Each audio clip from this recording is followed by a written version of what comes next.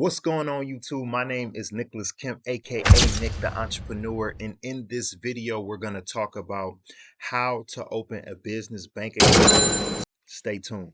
Class is in session, only right that you stay in your seat. Opposition straight. Because this video is for people who already have their business established. But if you do need help, I'm going to link a video somewhere in the top here that allows you step by step to be able to start your business. I have an ebook which I'll list in the description below, as well as a link to my company called QuikBills LLC, where we coach and help entrepreneurs to be able to grow and scale their business. When it comes to choosing a business bank account, the first step is choosing the right bank.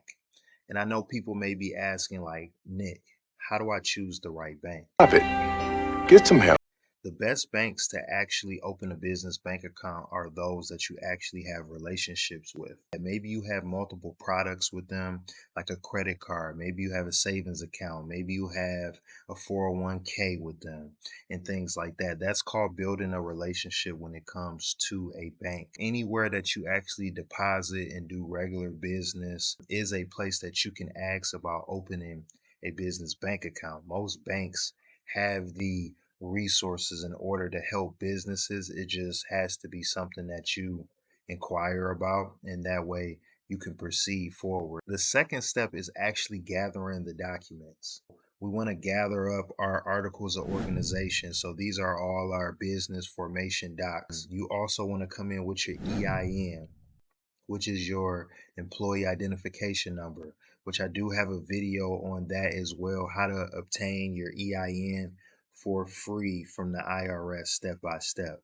The other thing is you want to come in with an operating agreement, which this is a document that basically breaks down how the business is actually formed, all the legalities of it, who runs it, what happens in tragic events of the CEO passing, the percentages, and pretty much everything about your company. And this is a forever changing document, so don't feel like it has to be long. It could literally be a one-page document, and you continue to add to as you grow. The last thing, which is your personal identification. We have to know who the actual owner of the business is. So you want to come in with like a passport, an ID, something that has some separation between you and the business, but you need some form of identification. We want to make sure our name is correct. We would have done it in the earlier stages, but when you're coming to a bank, you just want to make sure all your paperwork is in order. So if you have any DBAs or anything like that, we just want to make sure we have all the documentation for our actual name. This can be considered the third step. So the fourth step in the process is actually deciding what type of account that you want, right? And so I'll use myself as a personal example, my business QuikBills LLC. So we only have a business checking account right now. And the only reason we do that because we're just loading money into our account right now doesn't mean you can't have a savings account. You can't have both. What you have to understand is that the type of account does matter. And so when you get to opening multiple accounts, there may be management fees and things of that nature. And that's something to pay attention to when you're first starting your business. Right now, we have all the income going in one account and things come out of the account. Now, obviously, as we grow, we're going to change those types of things, but just understanding the type of account that you have and the features of the bank really plays to your benefit. So do they have online banking? Do they have a chat service? What are your transaction fees? How much money can I send out if I need to do something? It's all these types of things you want to really understand when it comes to going to a bank and really utilizing the features so that it benefits your business. The fifth step is actually opening the account. And this step is where you meet with an actual bank teller. You let them know that you're there for business, and they'll send you with a professional in order to sit you down, gather the docs, and open the account. You don't have to go in person. I recommend going in person because you get a chance to build a relationship, and that way people can put a face, to a name with a business owner. And to me, business is all about establishing relationships. Now, you also can apply online as well. You just have to make sure your documentation is in order and that you're ready to apply. Aside from that, we also want to make sure that we have our initial deposit. Every bank is different. Now, I recommend going to a bank with at least $50. The more money you have, the better. It's not going to hurt to put in more money. If you got $500 to spare yourself, or $250 from your business partner, $250 from yourself, and y'all go together, then you have that to start with and you build upon that. You definitely need a minimum of $50 to go into the bank and fund the account, because that is a requirement that they're going to ask you for. Now, the sixth step is a highly underrated step, and this is where you set up your business bank account to different processors.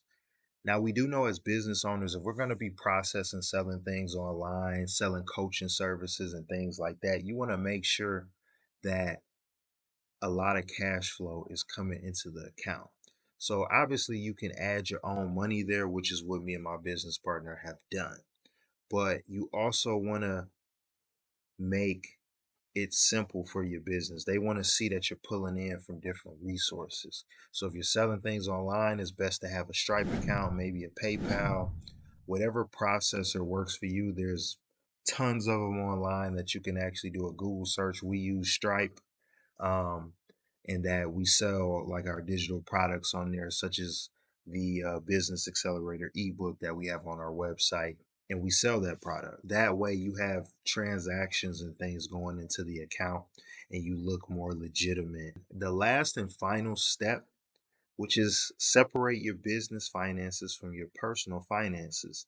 This is why you have a payment processing system, so that not only can you accept credit and debit cards efficiently, you can actually separate the finances in the right way. When you get to entangling your finances, especially when it comes to the funding side, they won't really understand if this is a legitimate business, and you don't want all that hard work that you built up to start the business. You paid money into it, even certain licenses and permits and things of that nature. You don't want that all to go to waste because you're mixing the personal and the business. I think if you follow these steps, you'll be golden to open a business bank account. It's a very simple process.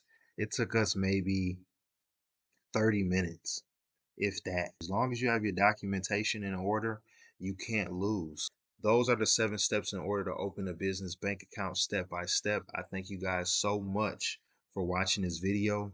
If you got a lot of value out of this video, please like, comment, and subscribe so that the channel will grow and I can deliver more entertaining content to my audience.